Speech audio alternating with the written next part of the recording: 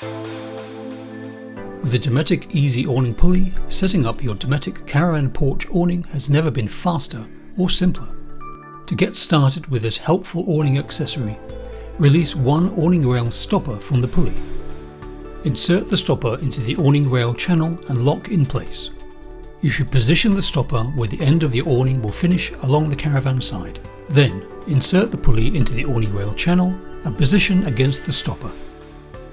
With the awning out of its bag, choose the correct size cader for your caravan and begin to insert the cader into the opening of the awning rail. Then, taking the plastic pulley handle in hand, unwind sufficient rope to fix the pulley carabiner to the awning cader eyelet. Clip the carabiner to the side of the awning closest to the pulley. Hold the pulley handle and maintain tension. Then slowly walk backwards until the awning has been fed completely into the channel and is in place.